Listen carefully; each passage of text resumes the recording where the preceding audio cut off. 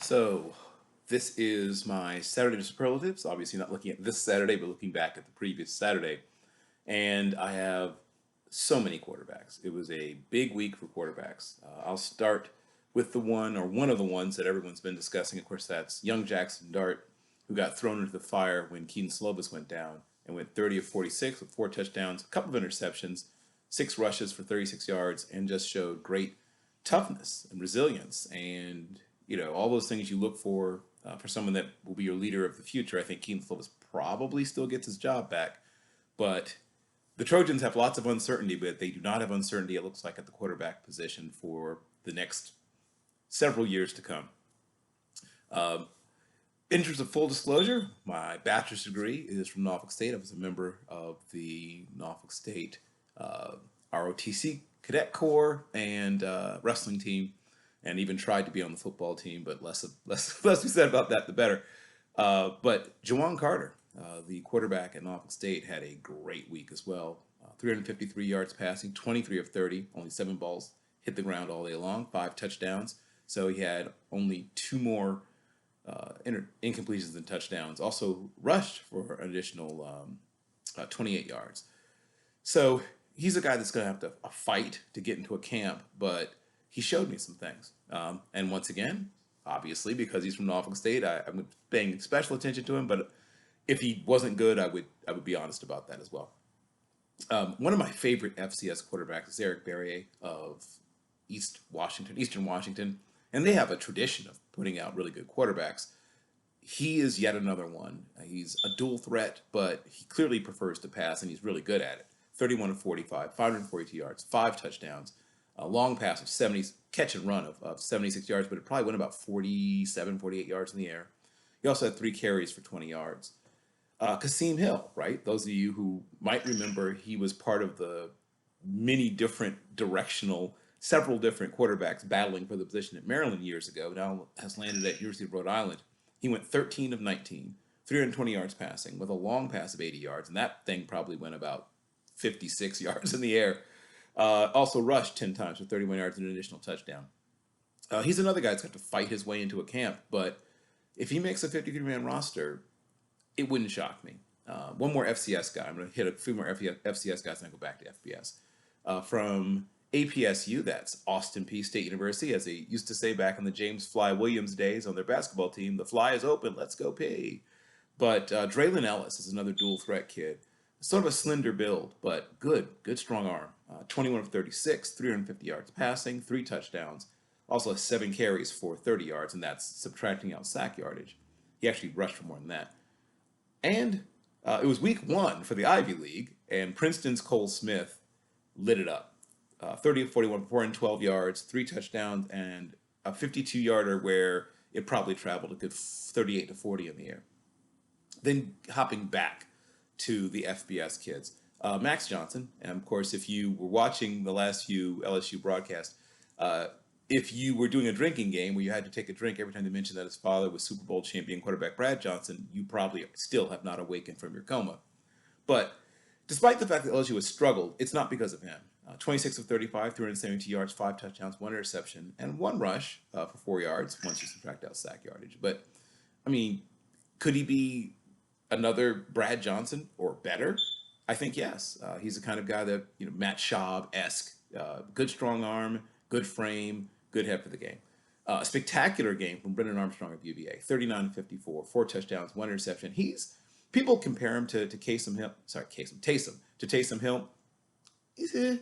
I see where they're getting it from. There are some similarities, but I think he has a better chance to. First of all, he's obviously younger, but he has a chance to be a legitimate full-time backup quarterback without all the extra stuff, though he's a good athlete. Sam Howell, who people have once again rightfully piled on because he stares down receivers, and he did that last year too. People, he just had better receivers who are more open.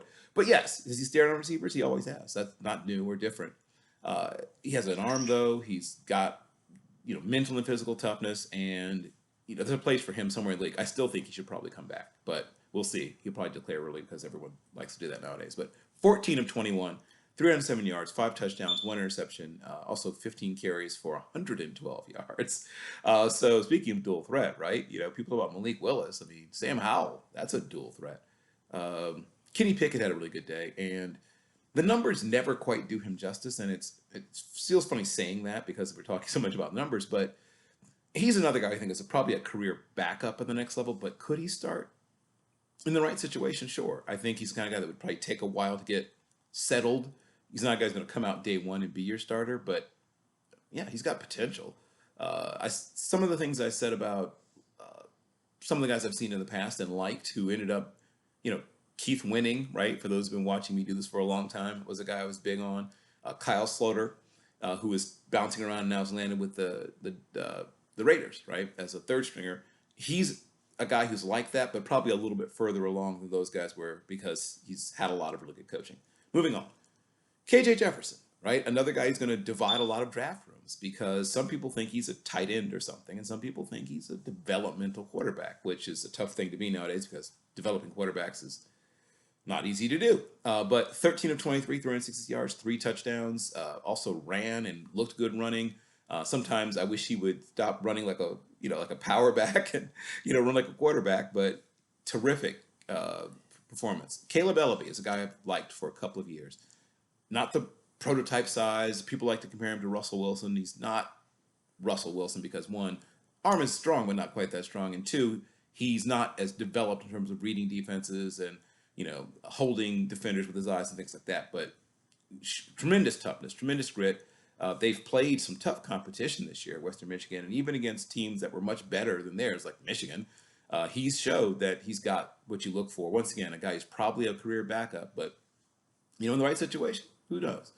Connor Sampson, 31 of 46, 4 touchdowns, 1 interception, 425 yards passing, and a long of 55, where it probably 3/4 of that distance was in the air. That guy's got something too. I'm going to watch him more. This guy, my first time seeing him, so I'm not going to make a final judgment, but I keep watching.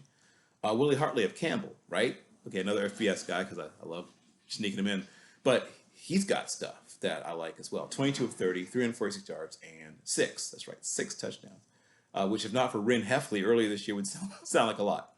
And here's a guy that I really like, and he was great again last night, though that'll be for next week's video. Jake Haener. I may be the captain or the, conductor of the Jake Haener hype train. Woo woo! But let's do it. Let's get that Jake Haener hype train going. I think he could be a starter at the NFL level. Just like I felt like guys like Austin Davis and Case Keenum, he's got a lot of those same qualities. He's not a great athlete, he's a good enough athlete, he has a stronger arm than people seem to realize. Not a big kid, but once again, showed toughness, really knows how to command an offense. 39 of 53, 455 yards, 2 touchdowns, 1 interception. Austin Kendall. Those who, once again, may remember, he's another one of those many, many transfers. I think he started his career at Oklahoma, if memory serves correctly. But he's not Louisiana Tech, and he's running that offense. 351 yards, 4 touchdowns, 1 interception. Also rushed for another 20 yards and another touchdown. And not another transfer quarterback. No, actually, this one. Yeah, I know. No, Kendall was West Virginia. Sorry, it's Tannner Mordecai that was from Oklahoma. I knew I had back-to-back grad transfer guys. 36 of 48, 395 yards, 5 touchdowns, and also had another, I think, 51 yards rushing. Tannner Mordecai is an interesting prospect. He may end up in Canada, he may end up as a backup, but he's got things. He's got some of those things he's got are things you cannot teach. A lot of quarterbacks, I know. It was a great quarterback week, so I had to talk about him. And that's my last week's Saturday Superlatives.